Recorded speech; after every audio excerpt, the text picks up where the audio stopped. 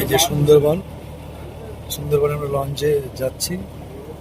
এই সুন্দরবন হচ্ছে ফরেস্ট আর জল, ফরেস্ট আর জল। এখানে ম্যানগ্রোভ অরণ্য রয়েছে, সমস্ত ম্যানগ্রোভ অরণ্যের যে বৈশিষ্ট্যগুলো সেগুলো দেখা যায়।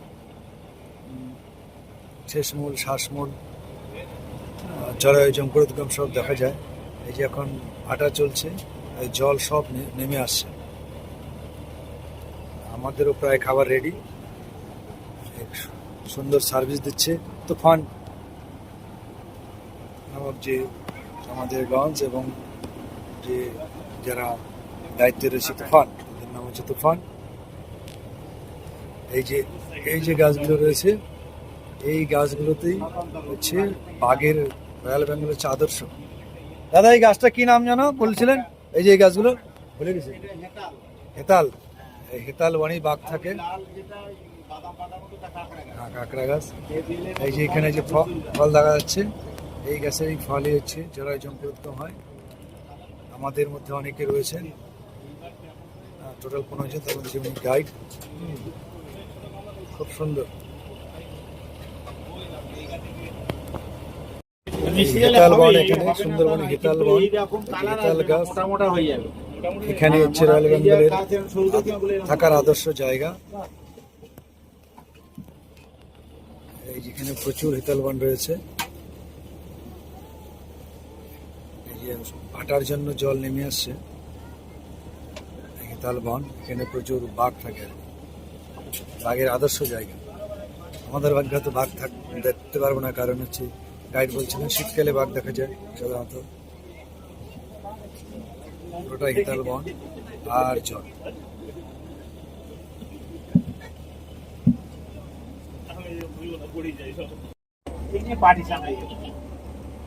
যে জেলা পরিষদ আছে, ও খুব ওপর লেভেলে হাত টাত আছে, স্বগত সেই রাজত্ব চালাচ্ছে।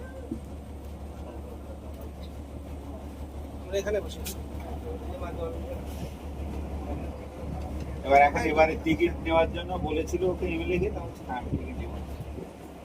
আমি জনগণের সঙ্গে আমার সংযোগ নেই, আমি এখন ভোট চাইলেও আমাকে ভোট দেবে, সে বাড়াবাড়ি করতে ওকে দেন, আমাকে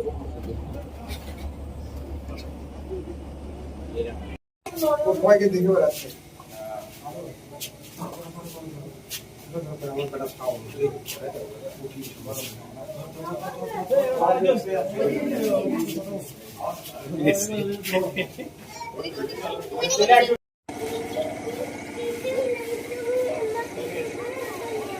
কিছুই নাই, আস্তে আস্তে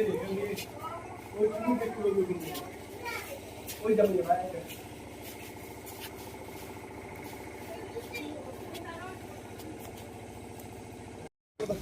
হ্যাঁ, আর এখানে গোলপাতা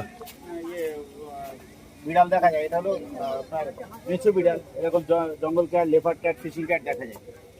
এই যে লাল কাঁকড়াগুলো এখানে আছে, হলুদ রঙের ছোট ছোট, দেখবো মাটিতে ছোট ছোট কাঁকড়াগুলো আছে। এই যে গাছগুলো তুই তুলো তো, এই যে লাল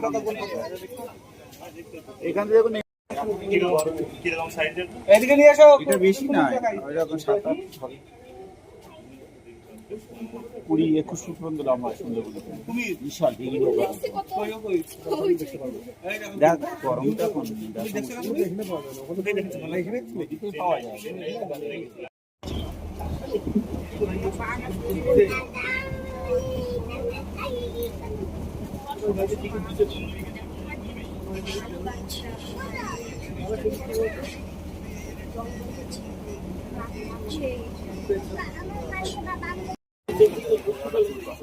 चलो ये तो लो हिंगल